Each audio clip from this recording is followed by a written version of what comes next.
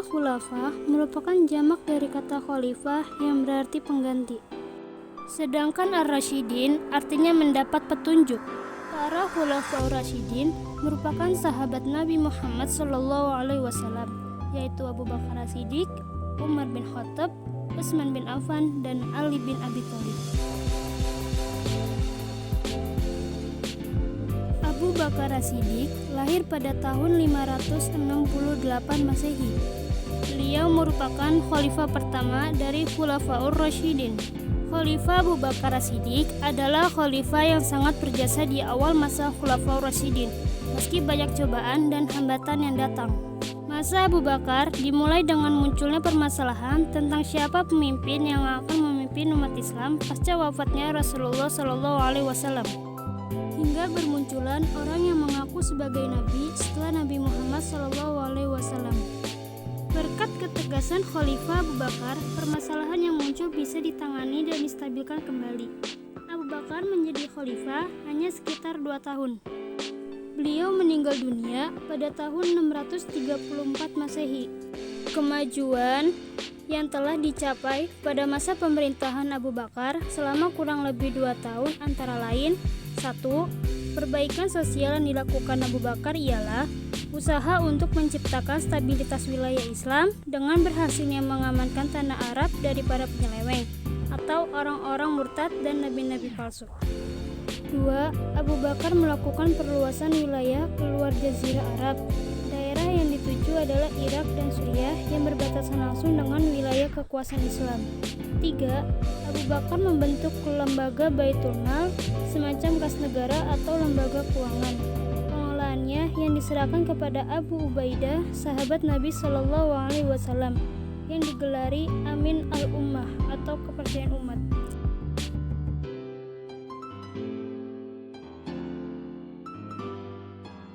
Umar bin Khattab lahir di Mekah pada tahun 583 Masehi, 12 tahun lebih muda dari Rasulullah. Umar juga termasuk keluarga dari keturunan Bani suku Adi.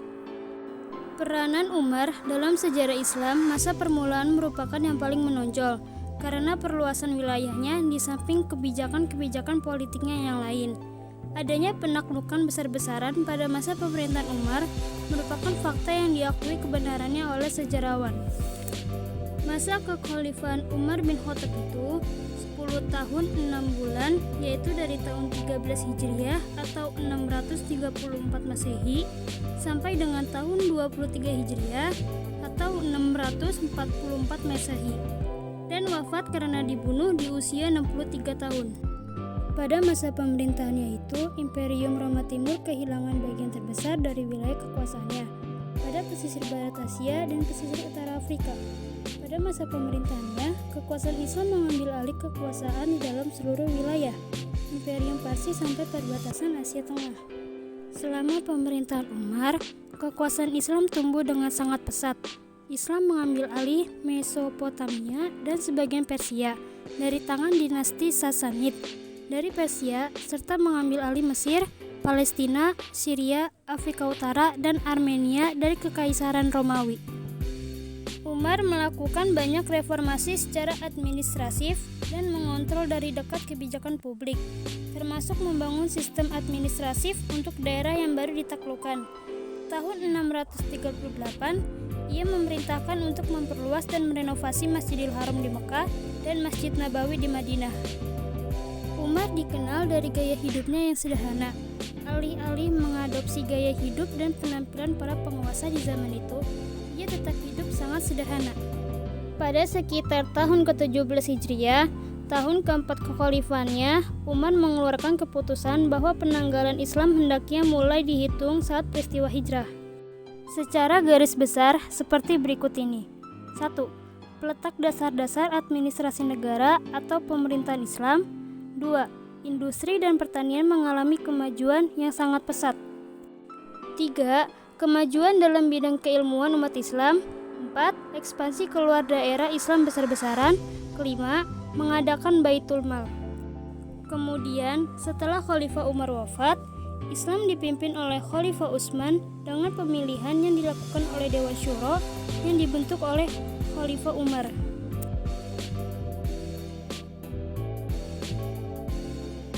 Utsman bin Affan lahir pada tahun 576 Masehi di Thaif. Ibunya adalah Urwah, putrinya Ummu Hakim Al-Baidah, putri Abdul Muthalib, nenek Nabi SAW. Ayahnya Affan adalah saudagar yang kaya raya dari suku Quraisy Umayyah. Utsman bin Affan menikah dengan dua orang putri Rasulullah SAW, yaitu Ruqayyah dan Ummu Kulsum, sehingga ia mendapat julukan Zu al-Nurain. Dalam menjadi khalifah, Utsman bin Affan dipilih melalui majelis khusus yang dibentuk oleh Umar bin Khattab. Majelis atau panitia pemilihan itu terdiri dari 6 sahabat dari berbagai kelompok sosial yang ada. Mereka adalah Ali bin Abi Thalib, Utsman bin Affan, Abdurrahman bin Auf, Zubair, Sa'ad bin Abi Waqqas, dan Talha. Namun, pada saat pemilihan berlangsung, Talha tidak sempat hadir, sehingga 5 dari 6 anggota panitia yang melakukan pemilihan. Setelah kaum muslim bersepakat membaiat Utsman bin Affan sebagai khalifah ketiga setelah Abu Bakar As-Siddiq radhiyallahu anhu dan Umar bin Khattab radhiyallahu anhu. Ketika ditinggalkan oleh Umar bin Khattab, umat Islam berada dalam keadaan yang makmur dan bahagia. Kawasan dunia muslim pun telah bertambah luas. Khalifah Umar berhasil menciptakan stabilitas sosial politik di dalam negeri, sehingga ia dapat membagi perhatiannya untuk memperluas wilayah Islam. Dan ketika Utsman menjabat sebagai khalifah, ia meneruskan sebagian besar garis politik Umar. Ia melakukan berbagai ekspedisi untuk mendapatkan wilayah-wilayah baru. Perluasan itu memunculkan situasi sosial yang tidak pernah terjadi sebelumnya. Kemajuan yang diraih di masa Utsman. 1. Pembukuan Al-Quran pada akhir 24 Hijriah. 2. Penyatuan qiraat Quraisy. 3. Ekspansi wilayah Islam. 4. Perluasan Masjid Nabawi dan Masjidil Haram.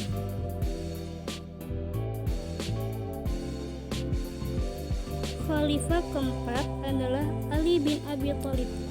Ali adalah keponakan dan menantu Nabi. Ali adalah putra Abi Thalib bin Abdul Muthalib.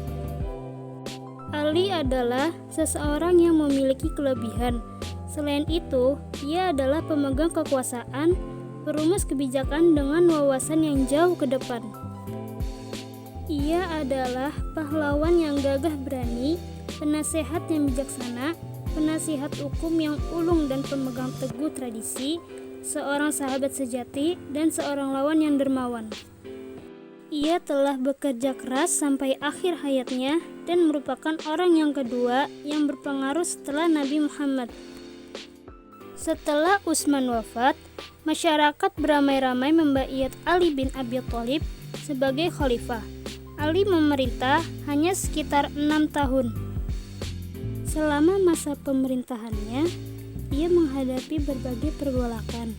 Tidak ada masa sedikit pun dalam pemerintahannya yang dapat dikatakan stabil. Setelah menduduki jabatan khalifah, Ali memecat para gubernur yang diangkat oleh Utsman. Dia yakin bahwa pemberontakan terjadi karena keteledoran mereka. Dia juga menarik kembali tanah yang dihadiahkan Utsman kepada penduduknya dengan menyerahkan hasil pendapatannya kepada negara dan memakai kembali sistem distribusi pajak tahunan. Dia antara orang-orang Islam sebagaimana pernah ditetapkan Umar.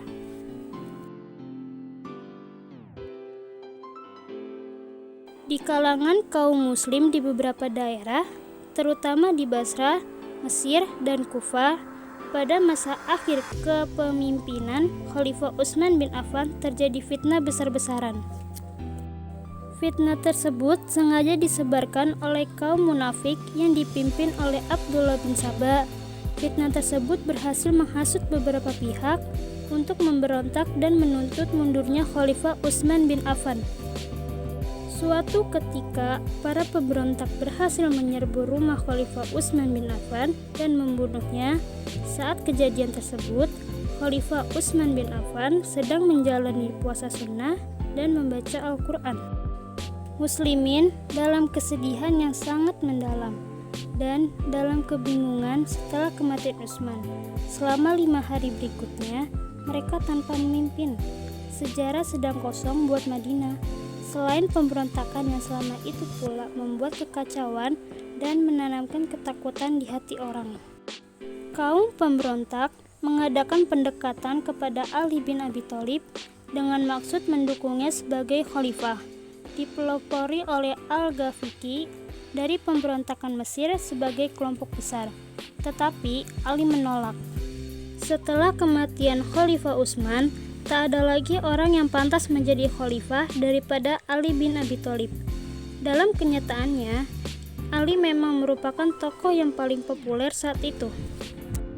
Di samping itu, memang tak ada seorang pun yang mengklaim atau mau tampil mencalonkan diri menjadi khalifah untuk menggantikan Utsman bin Affan, termasuk Muawiyah bin Abi Sufyan, selain Nabi Ali bin Abi Thalib. Di samping itu, mayoritas umat muslimin di Madinah dan kota-kota besar lainnya sudah memberikan pilihan kepada Ali. Kendati ada juga beberapa kalangan, kebanyakan dari kalangan Bani Umayyah yang tidak mau membaiat Ali, dan sebagian dari mereka ada yang pergi ke Suriah.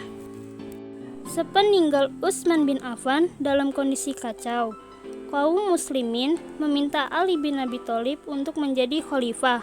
Akan tetapi, Muawiyah menolak usulan tersebut karena keluarga besar Khalifah Utsman bin Affan atau Muawiyah bin Abi Sufyan menuntut pembunuh Khalifah Utsman bin Affan ditangkap terlebih dahulu. Sedangkan pihak Ali berpendapat bahwa masalah kepemimpinan sebaiknya diselesaikan terlebih dahulu.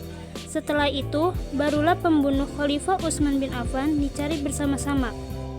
Perbedaan pendapat tersebut menjadi awal pecahnya persatuan kaum muslimin saat itu. Akhirnya, Ali bin Abi Thalib tetap diangkat sebagai khalifah. Prestasi-prestasi Khalifah Ali bin Abi Thalib adalah sebagai berikut. 1. Memajukan dalam bidang ilmu bahasa, yaitu pemerintah wilayah Islam pada masa Khalifah Ali bin Abi Thalib sudah mencapai India. Akan tetapi pada saat itu, penulisan huruf hijaiyah belum dilengkapi dengan tanda baca seperti kasroh, fathah, dhammah, dan syaddah, sehingga menyebabkan banyaknya kesalahan-kesalahan bacaan teks Al-Quran dan hadis di daerah-daerah yang jauh dari Jazirah Arab. Untuk menghindari kesalahan fatal dalam membaca Al-Quran dan hadis, Khalifah Ali bin Abi Thalib memerintahkan Abu Aswad Ad-Duali untuk mengembangkan pokok-pokok ilmu nahwu, yaitu ilmu yang mempelajari tata bahasa Arab. 2. Membenahi keuangan negara atau Baitul Mal, yaitu harta pejabat yang diperolehnya dengan cara yang tidak benar disita oleh Khalifah Ali bin Abi Thalib. Harta tersebut kemudian disimpan di Baitul Mal dan digunakan untuk kesejahteraan rakyat. Ketiga, mengganti pejabat yang kurang konsisten. Para pejabat yang kurang konsisten dalam bekerja semuanya diperbaiki dan diganti oleh Khalifah Ali bin Abi Thalib. Akan tetapi, pejabat-pejabat yang diganti tersebut banyak yang dari keluarga Khalifah Utsman bin Affan atau dari Bani Umayyah. Akibatnya, makin banyak kalangan Bani Umayyah yang tidak menyukai Khalifah Ali bin Abi Thalib. 4. Bidang pembangunan. Pembangunan kota Kufah telah menjadi perhatian khusus bagi Khalifah Ali bin Abi Thalib. Pada awalnya, kota Kufah disiapkan untuk pusat pertahanan oleh Muawiyah bin Abi Sufyan. Akan tetapi, kota Kufah kemudian berkembang menjadi pusat ilmu tafsir, ilmu hadis, ilmu nahwu, dan ilmu pengetahuan lainnya. Perselisihan antar pendukung Khalifah Ali bin Abi Thalib dan Muawiyah bin Abu Sufyan mengalami berakhirnya pemerintahan Islam di bawah Khulafaur Rasyidin. Para ahli sejarah menyatakan bahwa pemerintah Islam yang paling mendekati masa pemerintahan Rasulullah SAW. Kondisi Islam dan umat Muslim pada masa Khulafaur Rasyidin. Yang pertama ada Abu Bakar As-Siddiq, yaitu kondisi Islam menjadi tidak stabil sepeninggal Nabi. Muncul nabi-nabi palsu atau bisa disebut Musailimah Al-Kadzab dan muncul kelompok yang murtad. Yang kedua ada Umar bin Khattab, yaitu Islam mengalami masa yang gemilang. politik dalam negeri stabil, sehingga ekspansi difokuskan keluar wilayah. Yang ketiga ada Utsman bin Affan, yaitu masa ini lebih bersifat merebut kembali wilayah yang sudah ditaklukkan oleh pasukan Islam sebelumnya. Masa ini menguasai wilayah Tripoli di barat sampai seluruh Asia Tengah di timur, Yaman, Azerbaijan, dan Turkistan. Yang keempat yaitu ada Ali bin Abi Thalib, yaitu masa ini tidak terjadi ekspansi. Masa ini terlalu disibukkan oleh perpecahan di kalangan umat Islam sejak terbunuhnya Utsman. Terjadinya Waqiah Al-Jamal dan Tahkim sebagai bukti adanya kejadian dalam negeri yang harus diselesaikan.